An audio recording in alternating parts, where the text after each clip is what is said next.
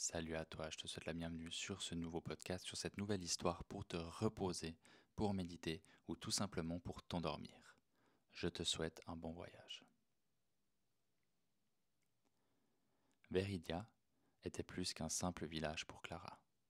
C'était le théâtre de tous ses souvenirs d'enfance. Chaque matin, elle se rendait au marché, saluant Madame Laurette, la boulangère, qui lui offrait toujours une petite brioche, ou discutant avec le vieux Martin, le conteur du village, qui racontait des histoires de monstres et de héros. Parmi toutes ces histoires, celle du Jardin des Échos la fascinait le plus.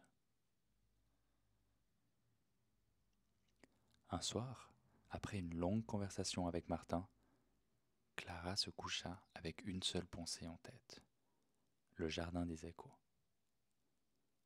Elle rêva d'un portail orné de lianes et de fleurs, l'invitant à entrer. Au réveil, elle sut ce qu'elle devait faire. Elle prépara un sac, laissa une note pour sa famille et partit à l'aventure. La forêt qui entourait le jardin des Échos était dense et ancienne. Les arbres s'élevaient haut dans le ciel, leurs branches s'entrelaçant pour former un toit naturel qui filtrait la lumière du soleil. Elle entendit un doux chant mélodieux et suivit le son jusqu'à une clairière où elle trouva une créature ailée, mi-femme, mi-oiseau, chantant une mélodie nostalgique. « Qui es-tu » demanda Clara, émerveillée. « Je suis Lyria, la gardienne des souvenirs perdus, » répondit la créature. Ceux qui rentrent dans cette forêt sont confrontés à leurs souvenirs, mais aussi à ceux qu'ils ont oubliés ou choisi d'ignorer. Lyria invita Clara à s'asseoir à ses côtés. Ensemble, elles plongèrent dans des souvenirs que Clara avait longtemps oubliés. Elle revit des moments de joie, mais aussi des moments de douleur. Elle se souvint des vieilles matinées, des promesses bridées et des rêves abandonnés. « Pourquoi me montres-tu tout cela » demanda Clara, les larmes aux yeux. « Pour te rappeler, » répondit Lyria, « que chaque souvenir, bon ou mauvais, fait partie de toi.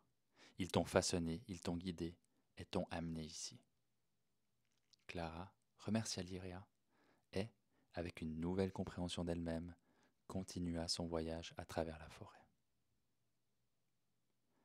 Alors que Clara contemplait le lac, une silhouette émergea de l'eau. C'était une nymphe aquatique aux cheveux bleus comme l'océan. Elle se présenta, comme Neria, la protectrice des rêves non réalisés. Neria invita Clara à plonger dans le lac avec elle. Ensemble, elles nagèrent à travers des courants de possibilités, explorant des avenirs que Clara n'avait jamais imaginés. Clara vit des visions d'elle-même dans des mondes différents, vivant des vies différentes. Chaque rêve est une porte vers un avenir possible, expliqua Neria. Il n'est jamais trop tard pour poursuivre ses rêves. Inspirée par ces mots, Clara émergea du lac avec une détermination renouvelée.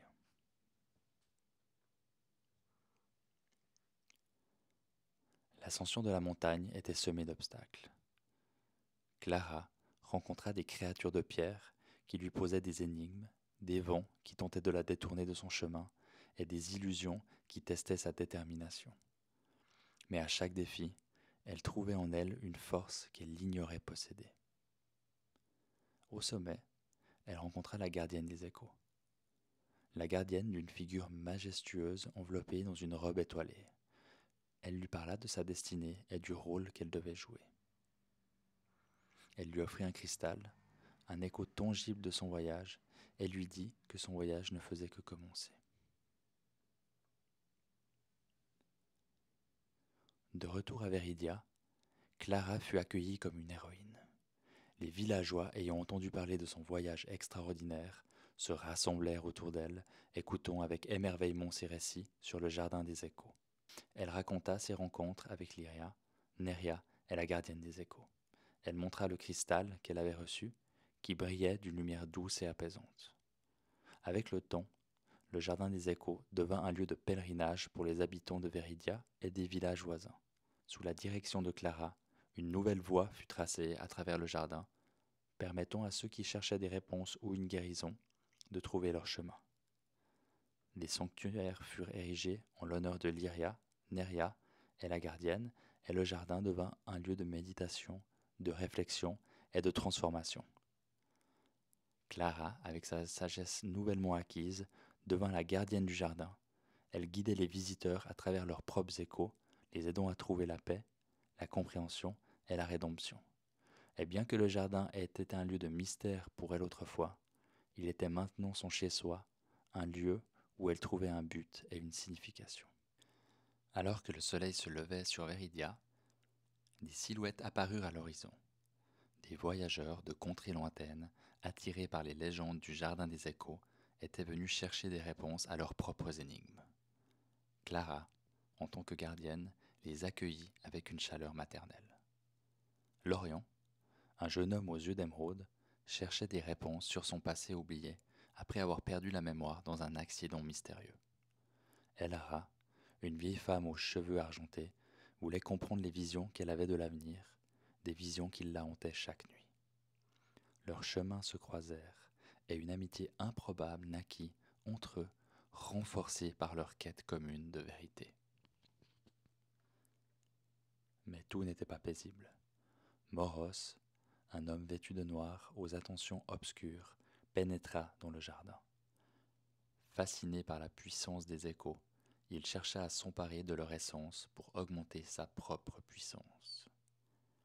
Ses pas laissaient derrière lui une traînée d'ombre, flétrissant les fleurs et assombrissant les eaux claires.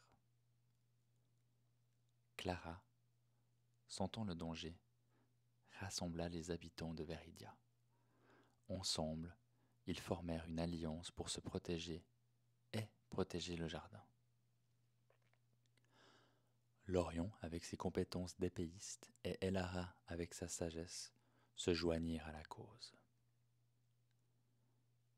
La source des échos, une fontaine ancienne et puissante, était la clé pour sauver le jardin. Selon les légendes, elle avait le pouvoir de purifier tout ce qu'elle touchait. Clara, Lorion, Elara et une équipe de braves se lancèrent dans une quête pour la retrouver. Ils traversèrent des forêts enchantées, des montagnes escarpées et des vallées cachées, affrontant des créatures magiques et résolvant des énigmes ancestrales.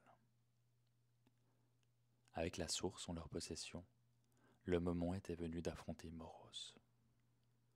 Une bataille épique s'ensuivit, où la lumière se heurtait à l'obscurité.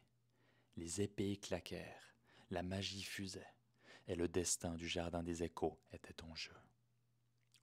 Lorion, avec son épée, affronta Moros dans un duel intense, tandis qu'Elara et Clara utilisaient la source pour repousser les ombres envahissantes. Après la bataille, la paix revint dans le Jardin des Échos. Moros, réalisant l'erreur de ses voies, chercha la rédemption. Clara, avec la sagesse acquise lors de ses aventures, décida de former un conseil des gardiens. Lorian et Elara furent les premiers à être nommés, garantissant que le jardin serait protégé pour les générations futures. J'espère que cette histoire t'a plu. Je te souhaite une bonne soirée. À bientôt.